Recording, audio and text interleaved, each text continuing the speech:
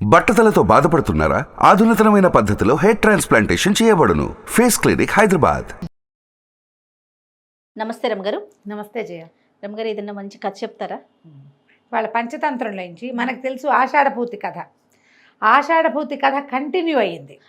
మనం ఎప్పుడూ అది చెప్పాల. అవునండి, అందరికీ ఆషాఢభూతి దాకానే తెలుసు కదా. అవును. చెప్దాం ముందు కథ. దాన్ని అది భలే వెరైటీగా ఉంటుంది. పూర్వం ఒక అడవిలో ఒక పాడుపడిపోయిన దేవళం లాంటిది, ఒక సత్రం మఠం లాంటిది ఉండేది. అక్కడ దేవశర్మ అని ఒక యోగి ఒక ఆయన ఉండేవాడు. ఈ దేవశర్మ మొదట్లో సంసారం పరిత్యాగం చేశాడు, కానీ ఆయన్ని చుట్టుపక్కల వాళ్ళు వీళ్ళు పిలిచి డబ్బులు ఇస్తుండేవాళ్ళు. క్రమంగా ఆయనకు ఒక ఆసక్తి మొదలైందనమాట. మామూలుగా ఈ యోగులు సన్యాసులు ఏం దాచుకోకూడదు, గృహస్థుల ఇళ్లలో నిద్రలు చేయకూడదు. కానీ డబ్బు చేరుతుంటే డబ్బు వ్యామోహాన్ని కలిగిస్తుంది. ఆయన ఏం చేశాడు, దాన్ని బంగారు రూపంలో మార్చి ఒక విగ్రహ రూపం, ఒక శివలింగం కానీ బంగారంగా మొత్తానికి పెట్టుకున్నాడు. తన దగ్గర ఉంది, డబ్బు ఉంది. అయితే ఏం చేశాడు, ఆ డబ్బు వాళ్ళకి తెలియకుండా ఉండడం కోసం ఒక బొంతలో వేసి కుట్టేసుకున్నాడు. కొత్తగా వచ్చిన డబ్బు అందులో చేర్చి మళ్ళీ కుట్టేస్తూ ఉండేవాడు. ఆ బొంత ఎవరికి ఇచ్చేవాడు కాదు, అది వేసుకుని తనే కూర్చునేవాడు. అయితే ఈయన దగ్గర ఈ డబ్బులు ఉన్నాయని గమనించినటువంటి ఆషాఢభూతి అనే ఒకడు చూసి, గురువుగారిని నాకు కూడా సంసార పరిత్యాగం చేయాలనుంది, మీకు మళ్ళీ నేనేం సర్వసంగ పరిత్యాగంగా ఉంటాను, నాకు బోధించండి, నేను ఏ దేవుని కొలవాలి, ఏ పూజ చేయాలి, ఇట్లా బాగా నమ్మించాడు. నేను తిని వారం రోజులైంది, తినకపోయినా నేను బాగానే ఉంటున్నాను, ధ్యానం చేస్తుంటే అన్నం అక్కర్లేదు, నీళ్ళు అక్కర్లేదు అనగానే వీడు భక్తుడని భావిస్తారు కదా. ఆయన ఏమనుకున్నాడు, మెల్లిగా ఇతన్ని నమ్మాడు. కానీ ఎప్పుడు బొంత చేతికి ఇచ్చేవాడు కాదు. క్రమంగా కొన్నాళ్ళకి ఆషాఢభూతి చాలా క్లోజ్ అయిపోతే సరే ఏం చేశారు, ఒకసారి పక్క ఊరు వాళ్ళు ఎవరో పిలిచారు. ఆ ఊరికి వెళ్ళే దారిలో ఏరు వస్తుంది. అక్కడ దాకా వెళ్ళేసరికల్లా బాత్రూమ్కి వెళ్దామనిపించింది. అలాగే మరి ఇక పాపం ఏదో ఒకటి తింటారు కదా సన్యాసులు అయితే మాత్రం. ఏం చేశాడు, బాగా ఆలోచించి ఆ బొంతనిది శివప్రసాదం, భగవంతుడు సాక్షాత్తు భగవంతుడి ప్రసాదంగా భావించి జాగ్రత్త పెట్టిన ఆయన అని పోయాడు. ఆ ఏరు దాటి ఓ పక్కకి వెళ్ళేసరికల్లా ఆషాఢభూతి బొంత చంకల పెట్టుకున్నవాడు జంపు వెళ్ళిపోయాడు. వాడేమో పారిపోయాడు.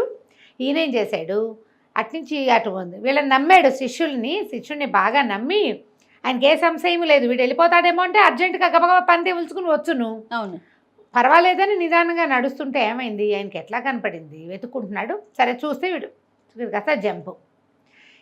ఆయనకి 2 పొట్టేళ్ళు కనిపించాయి. అవి 2 పొట్టేళ్ళు ఇట్లా బంగారపు రంగు బొచ్చు భలేగా ఉన్నాయి. అవి 2 ఇట్లా వచ్చి కొట్టుకుంటున్నాయి. అలా గుద్దుకుంటాయి కదా పొట్టేళ్ళు. అయితే ఏమైంది, అవి అడవిలోకి వచ్చిన కొండ పొట్టేళ్ళు ఇక్కడ తిరుగుతున్నాం అనమాట. అవి కొట్టుకుంటుంటే అవి బుర్రలు పగిలి నెత్తురు వచ్చేస్తుంది. అవి ఎక్కడైతే కొట్టుకుంటున్నాయో నెత్తురు కింద పడుతుంది, కొంచెం బ్లడ్ పడింది, ఒక నక్క వచ్చింది అక్కడికి. అదేం చేసింది, అవి 2 వెనక్కి వెళ్ళినప్పుడు పరిగెత్తుకుంటూ వచ్చి ఆ రక్తాన్ని నాకడానికి ప్రయత్నం చేస్తుంది. జనరల్గా 2 పెద్దవాళ్ళు కొట్టుకుంటుంటే వాళ్ళ మధ్యలోకి వెళ్ళకూడదు, తెలివి తక్కువ పని కదా. అంతేగా కదా. ఈయన చూస్తూ అనుకున్నాడు, ఈ నక్క చస్తుందేమోనండి. వాళ్ళ మధ్య ఎప్పుడు కూడా 2 పెద్దవాళ్ళు కొట్టుకుంటుంటే వాళ్ళ మధ్యలోకి వెళ్ళకూడదు. వాళ్ళు కొట్టుకుని ఏదో ఒకటి తేల్చుకుంటారు. మధ్యలో 3వ వాడు ఎంటర్ అయిన వాడు సర్వనాశనం అయిపోతారు కథల్లో. అవును, మనం చూస్తూ ఉంటాం, మనకు లౌకికంగా కూడా తెలుసు. వాళ్ళ పేర్లు మనం చెప్పుకోం అంతే కదా. అవునండి, రాజకీయాల్లో కూడా చూస్తాం మనం. 2 పెద్ద హస్తీలు వాళ్ళ మధ్యలోకి చేరిన ఒక గుంట నక్క, అంతే, నక్క సర్వనాశనం అవుతుంది. ఈయన చూస్తూ ఉండగానే ఈ గొర్రెలు 2 కొట్టుకుని 3వ టాకీకి ఈ నక్క ఆశకి అక్కడే నిలబడి దాని బుర్ర పగిలిపోయింది. నక్క చచ్చిపోయింది. ఈయన అనుకున్నాడు, చూసావా ఇట్లా అవుతుంది అని చెప్పి ఇక డబ్బులు కాస్తా పోయినాయి. ఈ చూసేసరికల్లా ఆషాఢభూతి వెళ్ళిపోయాడు. ఈయన ఒక ఊర్లోకి నడవటం మొదలుపెట్టాడు. ఏ ఊళ్ళోకి అయితే తనని పిలువబడిందో అక్కడికి వెళ్ళటానికి మనస్కరించాలి, పిలుపు వచ్చిన చోటికి మనస్కరించాలి. ఇంకో ఊరు వెళ్తుంటే ఏమైంది, ఎక్కడ ఆహారం దొరకల. ఆయనకి ఎక్కడైనా భోజనం పడుకోవడానికి వసతి కావాలి. ఆయనకి ఒక సాలెవాడు భార్య ఎదురొచ్చారు. వాళ్ళిద్దరూ కళ్ళు కోసం వెళ్తున్నారు. కళ్ళు పాక దగ్గరికి వెళ్తున్నారు, కళ్ళు దుకాణానికి. వెళ్తుండేసరికి ఈయన అడిగాడు, నాయనా ఇక్కడ ఏమైనా ఆశ్రయం దొరుకుతుందంటే వాడు అన్నాడు, ఏమేమే నువ్వు అయ్యగారిని ఇంటికి తీసుకెళ్ళు, ఆయనకి భాజనాదులు చూసి ఆయనకు విశ్రాంతికి ఒక ప్లేస్ చూపించు, మరేమో నేను పోయి నీకు కళ్ళును మాంసం ముక్కలు పట్టుకొస్తాను, నువ్వు ఈయన్ని తీసుకెళ్ళి ఇంటికి అన్నాడు. ఈవిడేం చేసింది, సరే దొరికిందే ఛాన్స్ అనుకుని ఈయన్ని వెంట పెట్టుకుని ఇంటికి తీసుకెళ్తే ఆయనకి తిండి పెట్టలా, ఏం పెట్టలా, ఇక్కడ కూర్చోండి అయ్యగారు అని చెప్పేసి లోపలికి వెళ్ళి చకచకా రెడీ అయిపోయింది. అదేంటంటే సాయంకాలం అయ్యేసరికి మొగుడు కళ్ళు దుకాణానికి వెళ్తాడు. ఈవిడికి దేవదత్తుడు అని ఒక ఫ్రెండ్ ఉన్నాడు, వాడి దగ్గరికి వెళ్ళిపోదాం అనుకుంది. కాసేపు ఒక గంట అక్కడ స్పెండ్ చేసి రావాలనుకుంది. ఎప్పుడైతే ఈ అయ్యగారు ఎదురుపడ్డాడో భర్త ఏమో కల్పాక దగ్గరికి వెళ్ళిపోయాడు. ఈ అరగంటలో వాడు తిరిగి వచ్చే లోపల వెళ్ళిపోదామని తయారయ్యి నడిచి వెళ్తూ ఉంటే ఆ భర్త ఎందుకు వచ్చేసాడో వాడు అక్కడ స్పెండ్ చేయకుండా సమయం అది ఇది 2 కళ్ళు ముంతొకటి ఓ పొట్లం ఒకటి పుచ్చుకుని గబగబా నడి. వాడు ఏంటంటే ఈ అయ్యగారు ఎవడో వచ్చాడు, ఆయన దగ్గర 4 మంచి ముక్కలు విందామనుకున్నాడు. అక్కడ టైం స్పెండ్ చేయలే, ఇంకా కల్లుపాక దగ్గర వెనక్కి తిరిగి వచ్చేసాడు. ఎప్పుడైతే భార్య దూరం నుంచి కనపడింది, చక్కగా అలంకారం చేసుకున్న మంచి బట్టలు తన చీర అవి గుర్తుపట్టేశాడు. భార్యని ఆనమాలు కట్టాడు, తెలిసింది అతనికి. ఆ అమ్మాయి కూడా గుర్తుపట్టి అమ్మో వీడు వచ్చేస్తున్నాడు, ఇప్పుడు వెళ్ళకూడదని పరిగెత్తుకుంటూ వెళ్ళిపోయి వాడు నడిచొస్తున్నాడు. ఈవిడ ఒకటే పరుగు తీసింది ఇంట్లోకి, తీసేసి గబగబా బట్టలు మార్చేసుకునేసరికల్లా మంచి బట్టలు వేసుకుంది, మామూలు బట్టలు వేసేసుకుంది. ఈయన మన దేవశర్మ గారు ఉన్నాడు కదా సన్యాసి, ఆయన ఇటా చూస్తున్నాడు. ఏం జరుగుతుందో మరి కనపడుతుంది కదా. ఇంట్లో ఆవిడ లోపలికి వెళ్ళటం, పాత గుడ్డలు విప్పి మంచి కొత్త బట్టలు కట్టుకోవటం, పరిగెత్తుకుంటూ వచ్చి బట్టలు మార్చేసుకోవటం.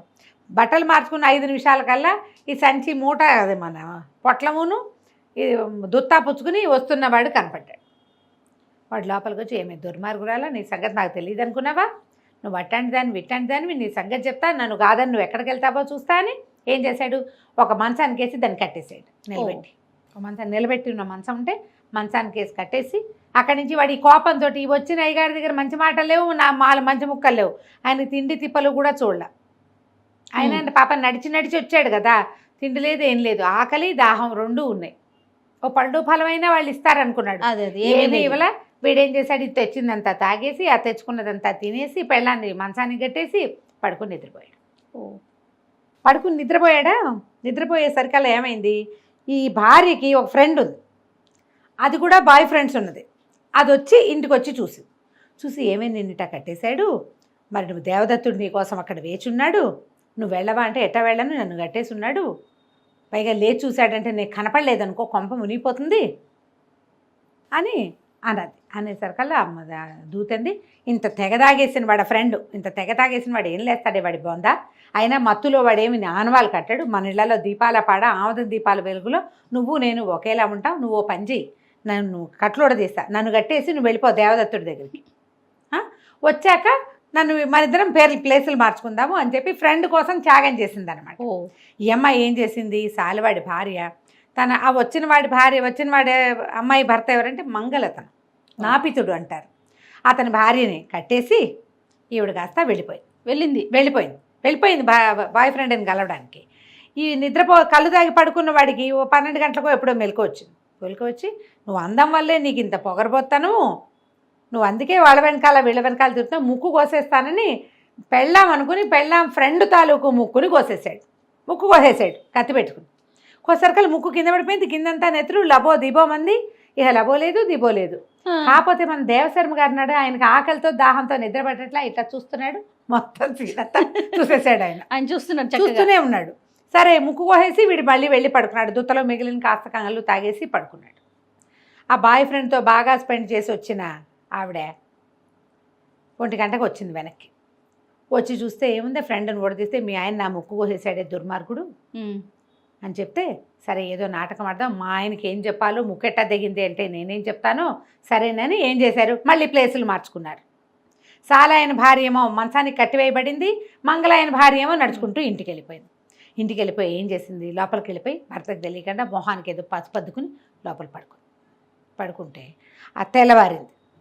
6:30-7 గంటలు అవ్వగానే ఆ భర్త నిద్ర లేచి మంగళాయన వాకిట్లోనే పళ్ళు తోకున్నాడు. పెళ్ళాన్ని లేచిందో గీచిందో ఆయన ఏం చూడలే, గుడ్ మార్నింగ్లు అవి చెప్పుకోరు మనకు, మళ్ళీ వాడు శుభోదయాలు అవి ఏం లేవు. ఏం చేశాడు, చెరువుకి వెళ్ళి మొహం కడుకొచ్చి ఏమే నా పొదిటివు నాకు పనుంది అని వాకిట్లోంచి కేకేశాడు. ఇవి లేచి వెళ్తే ముక్కు చూస్తాడని ఆ పొదిని అలాగా ఇట్లా విసిరేసరికల్లా వచ్చి నీ దుంపదేగా ఇట్లా విసురుతావా, ఇదే కదే మనకు అన్నం పెట్టేది, నీ మొహమ్మండా అని పెళ్ళాన్ని భార్యని తిట్టుకుంటూ ఏం చేశాడు, చేతిలో ఉన్న కత్తి ఒకటి ఇట్లా విసిరాడు. ఈ కత్తికి పదం లేదు పాడలేదు, చూడవు పెట్టవు, ఇది మనకు అన్నం పెడుతుందనే ధ్యాస లేదు నీకని విసిరేసేసరికల్లా ఈవిడ వెంటనే గమనించేసి తను తెలివి అనమాట, ఆడవాళ్ళ తెలివి, స్త్రీ బుద్ధి ప్రళయాంతక అని రాస్తారు చివరికి. ఓరు నాయనో నా ముక్కు కోసేసాడు రో, ఈ కత్తి విసిరేసేసాడు మొహం మీదకి అని అరిచి కేకలు పెట్టింది. ఓహో, ముక్కు తెగి ఉంది కదా, అక్కడి నుంచి పరిగెత్తుకుంటూ పసుపది వేసుకుంది. ఆల్రెడీ ఉన్న పసుపు ఇది ఇంకా కొంచెం పసుపదింది. ముక్కు అంతా ఇట్లా ఇట్లా అనేసరికల్లా కొంచెం తడి రక్తపు తడి వస్తుందా. ఆశ్చర్యపోయాడు మంగళ. అయ్యో అంతలా విసరలేదే, నీకు అంతలా ఎలా తగిలి, ముక్కు ఎలా చిరిగిపోయి తెగిపోయిందే అంటాడు. అక్కడి నుంచి లబో దిబో మరి అరిచొచ్చి కేకలు పెట్టేసింది. కేకలు పెట్టేసరికల్లా పొద్దున్నే ఈ పహరా డ్యూటీలు ముగించుకుని వెళ్తున్న రక్షక భటులు ఎవరో, ఏంటో మంగళవాళ్ళ ఇంటి నుంచి గోల వస్తుంది, ఎవరో ఆడది ఏడుస్తుంది, దాన్ని ఏమైనా కొట్టారు. 3 పెళ్ళాలు కొట్టుకోకూడదు, అప్పటి రూల్స్ ఉండేవి. ఓ బాగున్నాయి. ఏమిటో చూస్తే ఆవిడ ముక్కు తెగి ఏడుస్తోంది, వీడేమో ఒక పొదుపుచ్చుకుని నుంచున్నాడు. వీడే కోసేసి ఉంటాడని వాళ్ళు ఊహించారు. అర్థమైపోయింది. ఇద్దరిని పుచ్చుకుని పోయారు. అయిందా. ఇప్పుడు ఇక్కడ సీన్ రివర్స్ సీన్ ఉంది కదా, ఇక్కడ ఓకే ప్లేసులు మార్చుకున్న చోట ఈ సాలె వాళ్ళ ఇంట్లో ఆయన పొద్దున్నే లేచాడు. లేవగానే పెళ్ళామంది, దుర్మార్గుడా నా మీద కత్తి విసురుతావా నువ్వు, నా ముక్కు కోయటానికి, నేనే గనక పతివ్రతామ తల్లినైతే నా కోసుకున్న నువ్వు తరిగేసిన ముక్కు అతుక్కుపోతుంది చూసుకో నాకు అని అరిచి కేకలు పెట్టింది. మొగుడన్నాడు, నువ్వేం పెద్ద పతివ్రతవే, సావిత్రివే, దమయంతివే, నువ్వు పతివ్రతవు కాదు, నువ్వు దొంగ మహాన్వి, వాడు ఎవరి దగ్గరకో వెళ్ళొచ్చావు, నీ సంగతి నాకు తెలీదా, నీ ముక్కు అతుక్కోదు మూతతుక్కోదు, నేను చూస్తా కానీ లేచొచ్చాడు. లేచొస్తే భార్య ముక్కు తెగిలేదు. ఓ అదేంటి రాత్రి నేను కోసేసానే అనుకున్నాడు. కింద చూస్తే నెత్తురు మరకలనే, ముక్కు మాత్రం మామూలుగానే ఉంది. మనిషి వారిపోయింది కదా. వీడు నిర్ఘాంతపోయాడు. అయ్యో రామా, నా భార్య నిజంగా పతివ్రత, అసలు ఈ కలియుగంలో ఇలా జరుగుతాయి ఎక్కడైనా. ముక్కు నా చేత్తో నేను తరిగా కత్తి వెతుక్కున్నాడు, కత్తి మీద నెత్తురు మరకలు ఉన్నాయి, తన చేతికి నెత్తురు అంటే ఇది కింద నెత్తురుది, ముక్కేమో మామూలుగా ఉంది. నా భార్య అంత పతివ్రత భూలోకంలో లేదని పెళ్ళాన్ని ఒక కట్లు తీసి దాన్ని కాళ్ళు పట్టుకుని క్షమాపణ అడిగి, నీలాంటి పతివ్రత పెళ్ళమైనా సరే దాన్ని కాళ్ళు పట్టుకోవాల్సిందేనని దాని భుజాల మీద ఎత్తుకుని ఊరేగించి, నీకు కావాల్సినవన్నీ నేను కొనిపెడతాను, నేను సంతోషంగా ఉంచడమే నా విధి అన్నాడు. మన దేవశర్మ గారు ఆ నాటకము చూశాడు, ఈ నాటకము చూశాడు. ఇక వీళ్ళ దగ్గర తిండి తిప్పలు దొరకవని ఆయన నడిచి వెళ్ళిపోతున్నాడు. నడిచి వెళ్తూ ఉంటే ఆయనకి రక్షక భటుల మధ్యలో లబో దిబోమంటూ ఏడుస్తున్న ముక్కు కోయబడిన ఒక అమ్మాయి, దాని పక్కన దీనంగా బుర్రవాల్చుకుని నడుస్తున్న దాని భర్త అయిన మంగళ అయినా కనపడ్డారు. కనపడంగానే నేను అనుకున్నాడు, ఓహో రాత్రి కేసు ఇక్కడికి వచ్చేసిందని వాళ్ళ వెనకాల నడుచుకుంటూ పోయాడు. రాజస్థానానికి తీసుకెళ్లారు. కోర్టు ఆస్థానం పూర్తిగా రాజుగారు కదా, న్యాయాధిపతి ఉంటాడు అక్కడ. తీసుకెళ్లేసరికల్లా మా ఆయన నా ముక్కు కోసేశాడని అమ్మాయి, వీళ్ళంతా ఏమో మగవాడు ముక్కు ఆడదాని ముక్కు కోయచ్చా, వీడికి శిక్ష వేయాలని సైనికులు. దేవశర్మ అన్నాడు, అయ్యా క్షమించండి, అది కాదండి జరిగింది, నిన్న రాత్రి ఒక పెద్ద నాటకం జరిగింది, ఆ నాటకంలో పాత్ర ఈ అమ్మాయి. ఇప్పుడు దీని ముక్కు గనక భర్తే తరిగేస్తుంటే వీళ్ళు ఇంటి నిండా నెత్తురు మరకలు ఉండద్దు, మరి ఎంత పసుపద్దితే మాత్రం. ఈ నెత్తుడి మరకల ఫలానా సాల వాళ్ళ ఇంట్లో ఉన్నాయండి, అక్కడ తరగబడిన ముక్కు, ఈ అమ్మాయి మంచిది కాదు అని చెప్పేసరికల్లా రాజుగారు ఆ న్యాయాధిపతి అన్నాడు, ఇది చేసిందే తప్పు, అక్కడెక్కడో ముక్కు తరిగించుకొచ్చి భర్త మీద వేసింది కాబట్టి దీని చెవులు కూడా తరిగేసి ఊడించి పంపించాలి.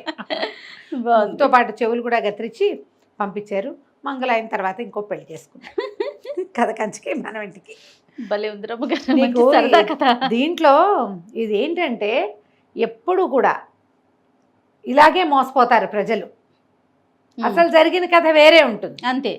వీళ్ళు కల్పిస్తే ఫ్యాబ్రికేటెడ్. ఇప్పుడు మనం చూస్తున్నాం ఫ్యాబ్రికేటెడ్ కేసులు. చూడు ఎప్పటిది పంచతంత్రం. అవునవును, ఏనాటి పంచతంత్రంలో ఫ్యాబ్రికేషన్ చెప్పారు చూడు. అవును, బాగా వెరైటీగా ఉంటాయి. అందులో 8 రకాల శ్లోకాలు పద్యాలు ఉంటాయో, బాగుంటుంది. ఓకే, చాలా బాగుందండి. నమస్తే నమస్తే. సుమన్ టీవీలో మీ పర్సనల్ అండ్ బిజినెస్ ప్రమోషన్స్ కోసం కింది నెంబర్కి కాంటాక్ట్ చేయండి.